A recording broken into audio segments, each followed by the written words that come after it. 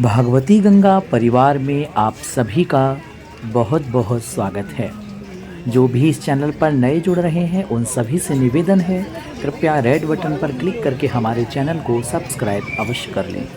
तो आज के इस वीडियो में आप सभी का स्वागत है।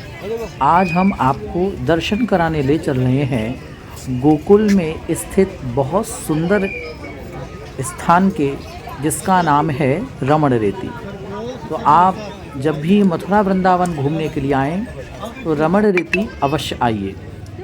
गोकुल के अंदर यह स्थान पड़ता है रमण रेती। हमारे जो गुरु शरणानंद जी महाराज हैं महामंडलेश्वर, उनका यह आश्रम है और यहाँ पर बहुत ही सुंदर मंदिर का निर्माण किया गया है। हमारे जो प्राचीन काल में जैसे ऋषियों की, महर्षियों की, संतों की कुटिया हुआ करती थी, ऐसे ही यहाँ पर कुटियाँ बनी हुई हैं बहुत सारे संतों की, और उन कुटियों पर ऋषियों के नाम भी पड़े हुए हैं। महाराज श्री ने इस आश्रम के अंदर ही एक सुंदर चिड़ियाघर जैसा बनाया हुआ है, जहाँ पर नाना भांति के पशु पक्षी आपको देखने को मिल जाएंगे। मैं जब यहाँ गया तो मुझे एक सुकून मिला, शांति मिली। बहुत सारे हिरण जो हैं वो आपको यहाँ देखने को मिल जाएंगे। बहुत सारे सुंदर सुंदर भांति भांति प्रकार के आपको पक्षी देखने को मिल जाएंगे, मयूर देखने को मिल जाएंगे। और जब भी आप आए यहाँ पर तो यहाँ पर दाना भी बिकता है इन पशुओं को खिलाने के लिए, पक्षियों को डालने के लिए दाना बिकता है। तो आप लोग 10 रुपये, 20 रुपये, 50 रुपये, जैसी आपकी श्रद्धा हो आप यहाँ से दाना ले सकते हैं, चारा ले सकते हैं, इन पशुओं को खिला सकते हैं। तो ये भी आप जो देख रहे थे वो चिड़ियाघर था। अब हम मंदिर के अंदर एंट्रेंस करते हैं। तो सबका समय रहता है मंदिरों का प्रातः और फिर सायं को, तो लगभग ये 4 बजे 3 बजे सायंकाल को खुल जाता है मंदिर। तो बहुत सारी भीड़ एकत्रित हो जाती है, एक साथ ही सभी लोग मंदिर खुलने का इंतज़ार करते रहते हैं। और फिर जैसे ही मंदिर खुलता है तो काफ़ी भीड़ एकदम से हो जाती है।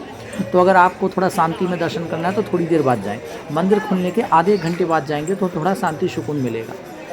खैर, जैसे ही मंदिर खुले मैं दर्शन के लिए गया, बहुत सारी भीड़ थी। आप अंदर आएंगे तो बहुत सुंदर प्राचीन परंपरा जैसे ऋषियों की रहती थी, ऐसे ही हमारे महामंडलेश्वर जी हैं, उन्होंने उसी ऋषि परंपरा का जो है पालन करते हुए और ऐसे सुंदर एकदम मंदिर का, आश्रम का निर्माण किया है जो देखने में एकदम प्राचीन लगता है। यहाँ पर शंकर जी का मंदिर है और वहाँ पर पूरा शिव परिवार विराजमान है। तो पहले शंकर जी के दर्शन किए, शिव परिवार के दर्शन किए। तो आप चाहें तो अपने श्रद्धा के अनुसार यहाँ भेंट दक्षिणा चढ़ा सकते हैं, दर्शन कर सकते हैं, अभिषेक कर सकते हैं, जलाभिषेक कर सकते हैं, दुग्ध अभिषेक कर सकते हैं, जैसा आपका मन हो आप यहाँ कर सकते हैं। और इसके बाद में फिर यहाँ शनिदेव का भी एक बहुत सुंदर मंदिर है, नवग्रह मंदिर है पूरा, शनिदेव का ही नहीं नवग्रह मंदिर है। तो वहाँ भी आप जा सकते हैं। जिनके ग्रह प्रतिकूल चल रहे हैं, जिनके ग्रह खराब चल रहे हैं, उनको नवग्रह मंदिर में जाना चाहिए। वहाँ पर आप जो है कि पूजन कर सकते हैं, है ना, और आप अपने ग्रह शांति के उपाय कर सकते हैं, जप कर सकते हैं, वहाँ बैठ कर के दान कर सकते हैं। जिस ग्रह की शांति के लिए जो दान बताया जाए आपको, वो दान भी कर सकते हैं।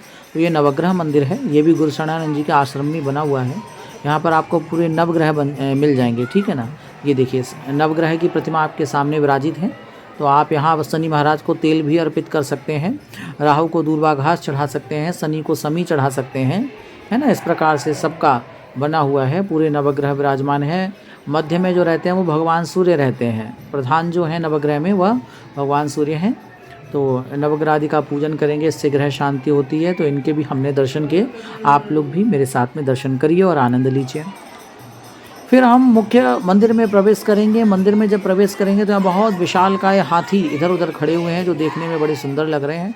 अंदर मंदिर में जब हम प्रवेश किए तो बहुत सारी भीड़ थी, तो थोड़ा दर्शन करने में दिक्कत आई, लेकिन फिर थोड़ी धीरे धीरे करके जो भीड़ दर्शन करके बाहर निकलने लगी तो हमें शांति में दर्शन अच्छे से हो गए।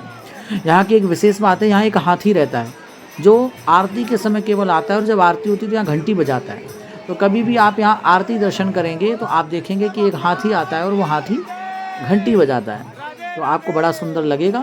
खैर, ये सब इनको सिखाया जाता है, इन हाथियों को भी इनको शिक्षा दी जाती है, उसी अनुसार ये लोग काम करते हैं। तो ये यहाँ जो हाथी रहता है बड़ी सुंदर घंटी बजाता है, आरती होती है ठाकुर जी की। तो आप भी ठाकुर जी के दर्शन करिए। मैं थोड़ा जूम करके आपको दिखा रहा हूँ, तो आप हमारे युगल सरकार के दर्शन करिए। और हमारे जो यहाँ इस परंपरा में गुरु शरणानंद जी की परंपरा में जो पूर्व में संत हुए हैं, जो आचार्य हुए हैं, उनके भी यहाँ पर दर्शन आप कर सकते हैं। उनकी भी प्रतिमाएं यहाँ पर मंदिर परिसर में विराजमान है। आप उनके भी दर्शन कर सकते हैं। मंदिर बहुत सुंदर था और हरे कृष्ण की संकीर्तन ध्वनि जब यहाँ आ रही थी तो अपने आप में आनंद मिल रहा था, बहुत सुंदर। तो यहाँ जो है आप दर्शन करिए आराम से, ठीक है। और देखिए कोई अपना वीडियो शूट कर रहा है, कोई कुछ कर रहा है। ये जब मैं बाहर आया आश्रम परिसर में भ्रमण के लिए, तो यहाँ बहुत बहुत दूर दूर से लोग आते हैं। तो कुछ गाइड लोग होते हैं जो उनको घुमाने के लिए आते हैं, तो वह यहाँ के इस स्थान के विषय में इनको बताते हैं और फिर इनकी मनोकामनाएं कैसे पूर्ण होंगी। जैसे कोई निही संतान है तो कहते हैं यहाँ आकर के वो पूजा करते हैं, संकल्प करते हैं, तो उनको 1 वर्ष के अंदर संतान की प्राप्ति हो जाती है। तो ऐसे यहाँ पर कुछ आचार्य लोग अपने यजमानों को घुमाने लाते हैं और फिर उनके संकल्प कराते हैं। और जब उनका संकल्प पूर्ण हो जाता है तो यहाँ पर उन्होंने जो भी बोला बदा है वो यहाँ आकर पूर्ण करते हैं। अब आगे आप देखिए संतों की कुटिया बनी हुई। देखिए प्राचीन परंपरा में जैसे कुटिया हुआ करती थी संतों की, एकदम देखिए लिखा हुआ है ना, कोई अथर्व वेद के हैं, कोई साम वेद के हैं, है ना, कोई यजुर्वेद के हैं, कोई ऋग्वेद के हैं। सारे विद्वान उनके नाम की कुटियाएँ हैं, सप्त ऋषियों की नाम की कुटियाँ यहाँ पर हैं और हर कुटिया में एक साधु जी विराजते हैं। तो बहुत सुंदर स्थान है, आपको अवसर मिले तो ज़रूर आइए। तो ये कुछ दृश्य मैं आपको दिखा रहा हूँ कि जब यहाँ पर लोग दर्शन करने आते हैं तो रमण रेती इस स्थान का नाम है। यहाँ भगवान खेले हैं, गोकुल में रज में भगवान ने लोट लगाई है। तो ऐसा कहा जाता है कि जिस स्थान पे ठाकुर जी खेले हैं, जहाँ ठाकुर जी ने जिस रज में लोट लगाई है, वो हमारे लिए रज बहुत पावन रज है। इसलिए इस रज में बहुत से लोग आकर के लोट लगाते हैं। ऐसा कहा जाता है कि अगर किसी को शारीरिक पीड़ा है, कोई बीमारी है, कोई दुख है, तो इस रज में लोट लगाइए, इस रज में नहाइए, स्नान करिए, तो आपकी बीमारियां दूर हो जाएंगी। आपको जो शारीरिक कष्ट है वो मिट जाएगा। इसलिए हमने भी खूब रज में आनंद किया। और आप देख रहे होंगे, आगे वीडियो में देखेंगे, बहुत सारी माताएं रज में लोट रही हैं। कोई आनंद कर रही हैं, कोई लोट लगाती हैं, तो कोई वहाँ क्रीड़ा कर रही हैं, हाँ, कोई नृत्य कर रही हैं, कोई गा रही हैं, कोई झूम रही हैं। तो चारों तरफ आनंद ही आनंद होता है। और आप इस स्थान पर आएंगे तो यकीन मानिए आपको अपने आप से इस रज में लौटने का मन करेगा, है ना। तो देखिए कितने सारे भक्त यहाँ पर इस रज में लोट लगा रहे हैं। ये वो रज है, ये साधारण रज नहीं है। बड़े सौभाग्यशाली होते हैं वो लोग, वह नर, वह मनुष्य बड़ा सौभाग्यशाली है जिसे इस रज में क्रीड़ा करने का, नृत्य करने का, लौटने का सौभाग्य प्राप्त होता है। जन्म मिलता है संसार में, धन अर्जन करते हैं, नाम कमाते हैं, प्रतिष्ठा कमाते हैं, सब ठीक है, लेकिन ब्रज रज नहीं मिली आपको इस जीवन में, ठीक है। यमुना जी का जलपान करने को नहीं मिला, ब्रज का वास नहीं मिला, संतों का सत्संग श्रवण करने को नहीं मिला, तो आपका जीवन व्यर्थ है। तो सब कुछ कमाइए, लेकिन जब समय मिले तो वृंदावन जरूर आइए, ब्रज की रज में लोट लगाइए, यमुना जल का पान करिए, ब्रज के संतों का आशीर्वाद लीजिए, उनका सत्संग सुनिए।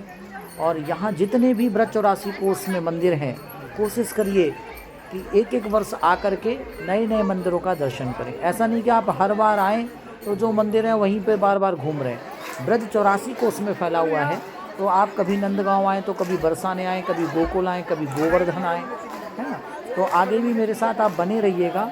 मैं आपको नेक्स्ट वीडियो में, यानी नेक्स्ट अपने ब्लॉग में आपको दिखाऊंगा कि हमारे राधा रानी का विवाह कहाँ पर हुआ है। लोग कहते हैं राधा कृष्ण का विवाह नहीं हुआ है, तो मैं आपको दिखाऊंगा कि राधा कृष्ण का विवाह भांडीर वन में कहाँ हुआ है, कैसे हुआ है, उसका वीडियो भी आपके साथ शेयर करूँगा। देखिए कितने भक्त हैं, ये सब ठाकुर जी के पागल है ना।